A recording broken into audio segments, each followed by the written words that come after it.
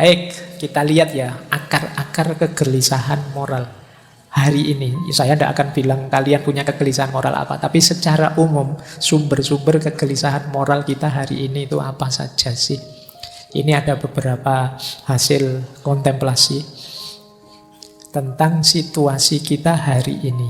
Ini jadi bahan ya, itu setiap poin itu bisa didiskusikan satu kali seminar, itu masih panjang. Ini saya menginventarisir saja.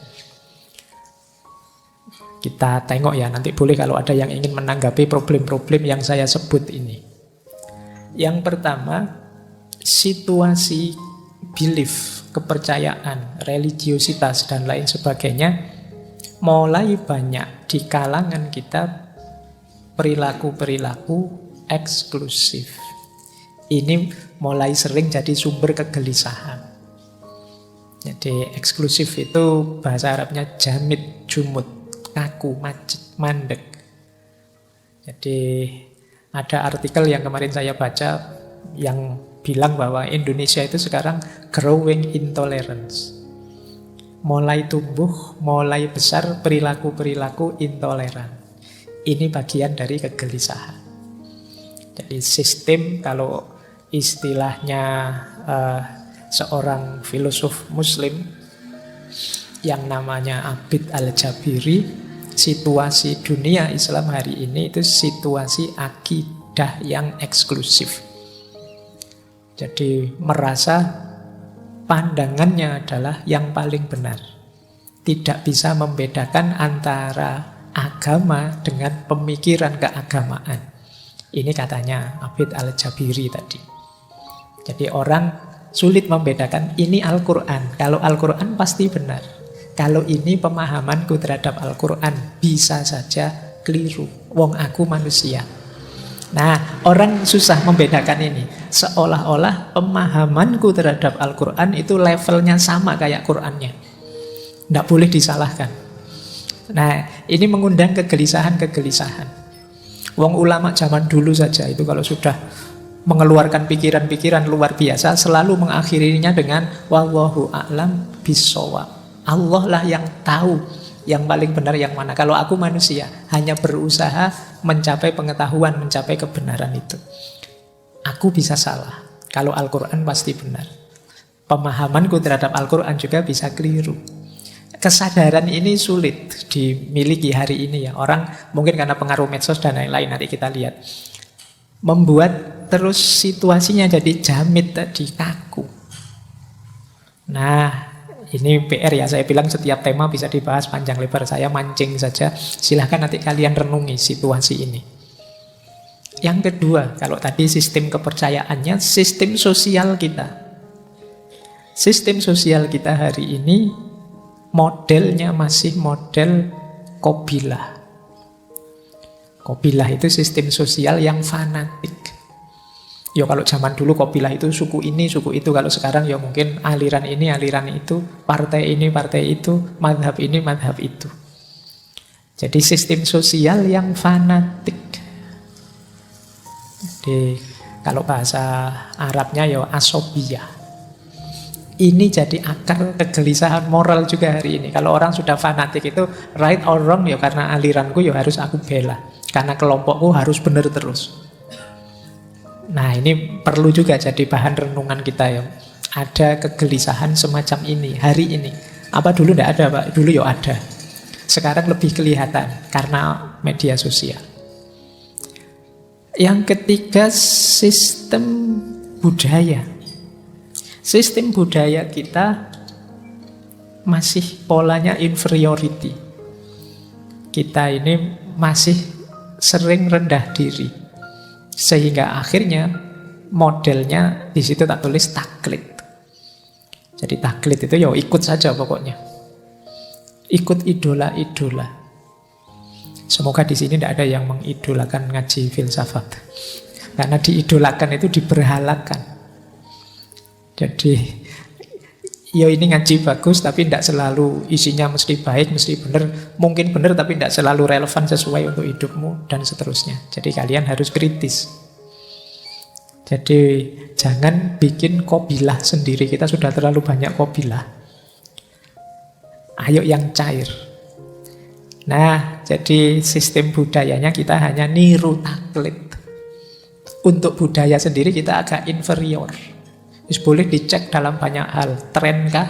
Tradisi kah? Acara, kegiatan kah? Itu biasanya kita kiblatnya kemana-mana.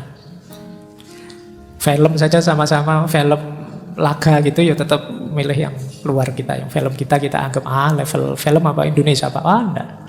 Yang luar. Kita masih inferior. Jangankan yang budaya, mau kita ketemu orang luar saja kadang-kadang kan rasanya beda. Sudah mahasiswa S2, S3 ketemu turis saja ngajak ngomong saja grogi, khawatir diajak ngomong bahasa Inggris. Merasa Inggrisnya tidak bagus. Kalah berani sama guide-guide itu kadang nekat, pedagang-pedagang itu juga lebih berani dari kalian kadang ngomongnya. Masih ada inferiority secara budaya.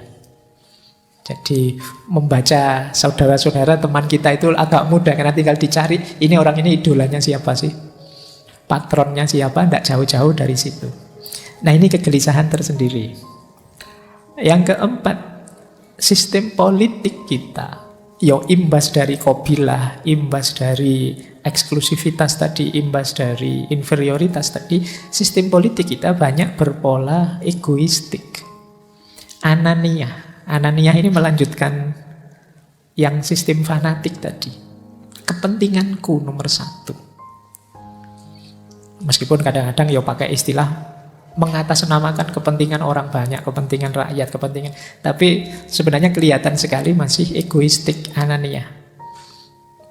Jadi hanya mengejar kesuksesanku, keberhasilanku. Ku ini bisa kecil, bisa besar. Besar itu berarti satu kelompok, organisasiku.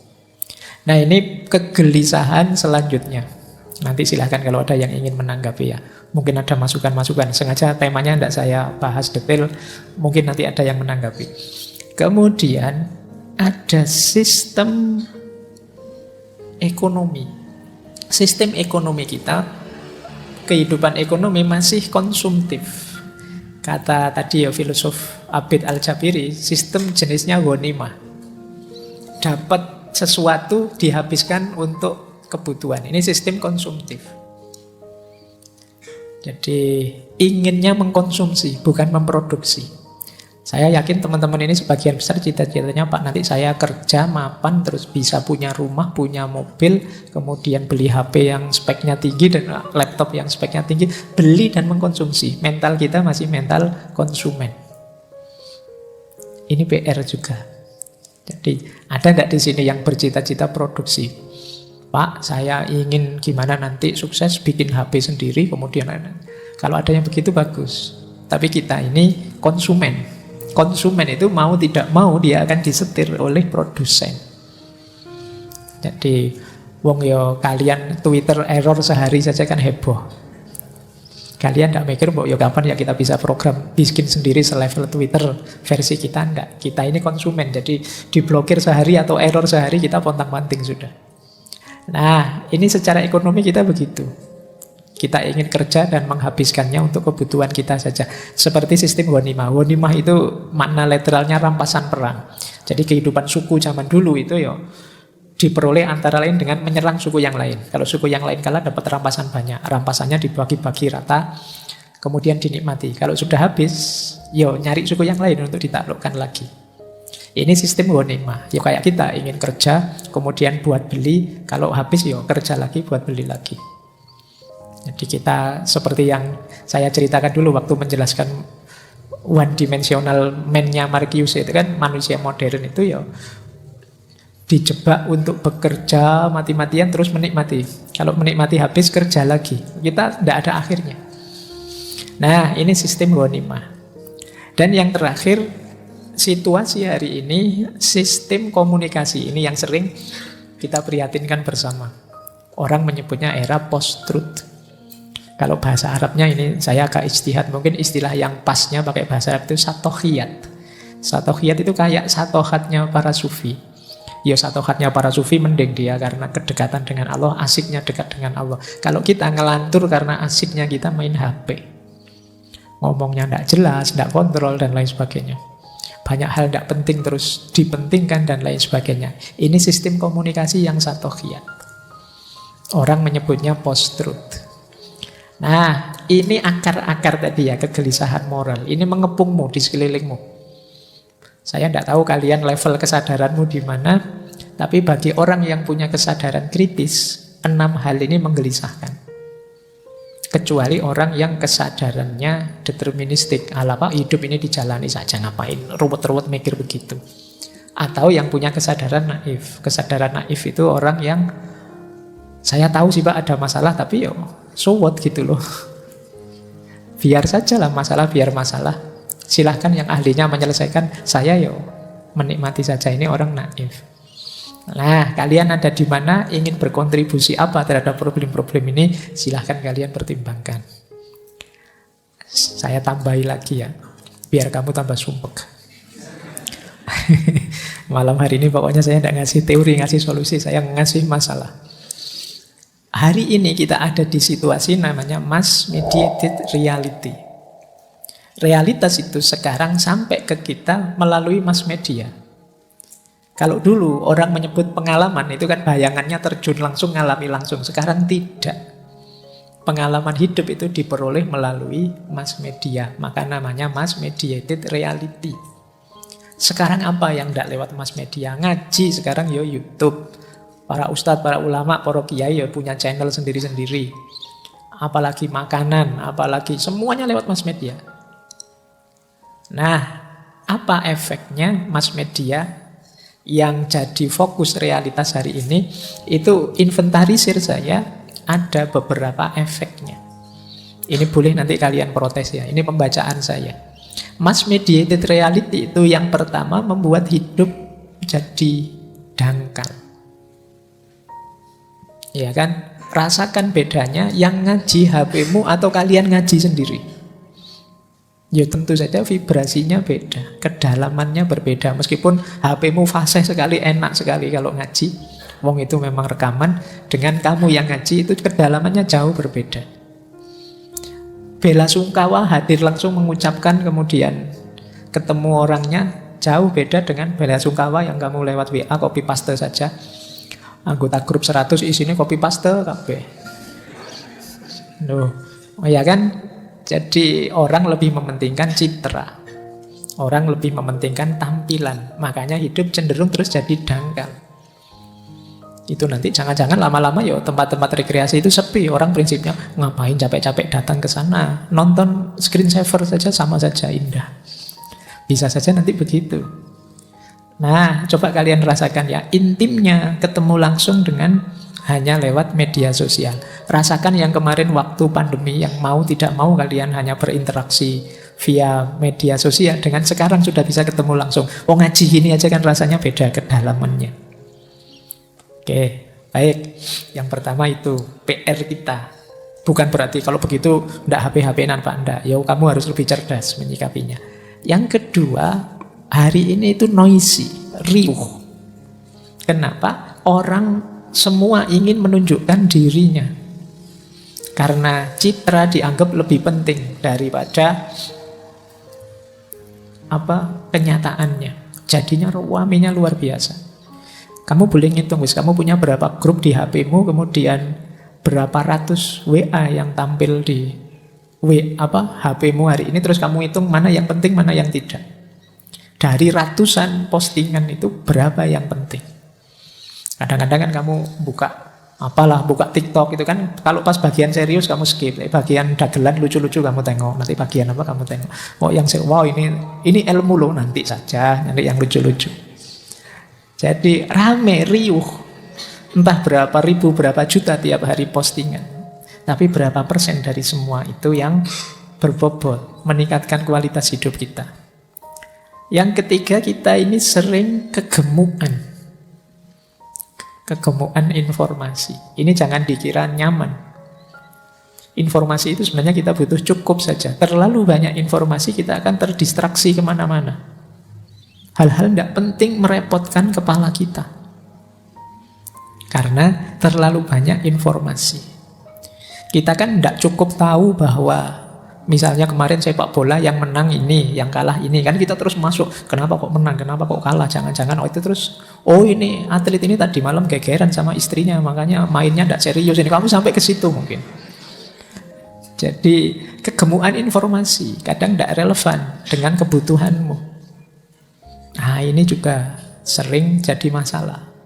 Kalau kalian tangguh, punyalah filter. Kalau ada hal-hal yang tidak penting, di skip saja. Aku tahu tentang ini juga tidak ada manfaatnya kok, lewati saja. Apa sih pentingnya kalian tahu artis ini sebentar lagi cerai loh Pak, sekarang sudah pisah ranjang, kemarin di wawancara itu. Jadi kamu paham bener yang tentang itu. Eman-eman. Ya memang HP-mu mungkin isinya macam-macam, tapi yang jadi fokusmu kan itu. Ya, saya tahulah di HP-mu ada downloadan buku ini, buku itu, tapi kan nggak pernah kamu tengok. Yang penting wis download, kamu nyaman sudah, dibaca juga enggak. Baik, itu kegemukan. Yang keempat apa? Ketelanjangan. Apa sih sekarang yang enggak kamu pamerkan keluar? Yang menelanjangi bukan orang kok, kamu sendiri. Orang itu ngerti detik per detik kamu sedang ngapain. Kenapa? Kamu enggak berhenti posting. Ngaji ini saja nanti berangkat ngaji nih di MCS. Nah, ya kan? Sampai depan ngantri nih kopi. Ah, duduk kamu foto lagi, posting lagi. Entah berapa kali posting kamu sekali ngaji. Wong kamu sendiri yang pamer. Kadang makan siang, wah menu hari ini itu kamu foto. Nah itu kan kelakuanmu begitu hari ini. Jadi yang menelanjangi dirimu kamu sendiri. Jangan kaget nanti kamu begitu ketemu kenalanmu, wah ayo kita makan bakso. Loh kok tahu saya senang bakso? Kamu tiap hari pamer bakso. Jadi kamu sendiri yang bongkar siapa dirimu. Itu yang istilahnya ketelanjangan. Ranah privat habis sudah. Padahal hidup itu indahnya kan kalau masih ada yang misteri-misteri tersembunyi dari diri kita. Bikin orang penasaran, itu kan malah ngejar-ngejar. Tapi kamu sekarang terbuka semua sudah. Tidak bikin orang penasaran lagi. Kalau itu pertarungan, itu kamu kalah sudah. Kenapa? Dirimu terbuka total. Orang tahu kelemahanmu, orang tahu di titik-titik mana kamu senang dan di titik mana kamu marah. Dari kamu sendiri yang menelanjangi dirimu. Nah, kemudian ada lagi istilah saya kengawuran. Ini ada istilah misinformasi, disinformasi, malinformasi. Kalau misinformasi salah paham. Disinformasi itu kita tahu ini berita tentang itu tapi kita pakai untuk yang lain. Ini sebenarnya berita kecelakaan tapi kita pakai ada pembantaian misalnya. Disinformasi. Ada malinformasi, kita memang sengaja ngarang biar rame yuk. Nah itu malinformasi. Ini kok grup sepi ya, wah kamu terus bikin goro-goro apa, posting gambar yang apa, yang terus kamu komentari apa, orang jadi rame. Cuma ingin bikin rame saja. Terus kita ngawur hari ini. Kita sering dibingungkan oleh hal-hal yang ngawur itu. Selain ngawur apa? Ngeyel. Saya tidak tahu bahasa Indonesia ini ngeyel itu apa. Ya tak tulis ngeyel saja, kengeyelan. Keras kepala mungkin ya pasnya ya. Jadi ngeyel itu gimana sih hari ini? Kalau zaman dulu orang itu kayak filsafat ya, kayak Rene Descartes itu I think therefore I am. Aku berpikir maka aku ada. Kalau sekarang enggak, I believe therefore I am right. Pokoknya kalau aku yakin benar ya benar wis pokoknya. Wis kamu dikritik enggak bisa sudah. Nanti didukung oleh Google juga kan. Pendirianmu itu selalu disupport oleh Google. Pencarianmu selalu diberi lebih oleh Google. Kamu tambahnya ya sudah.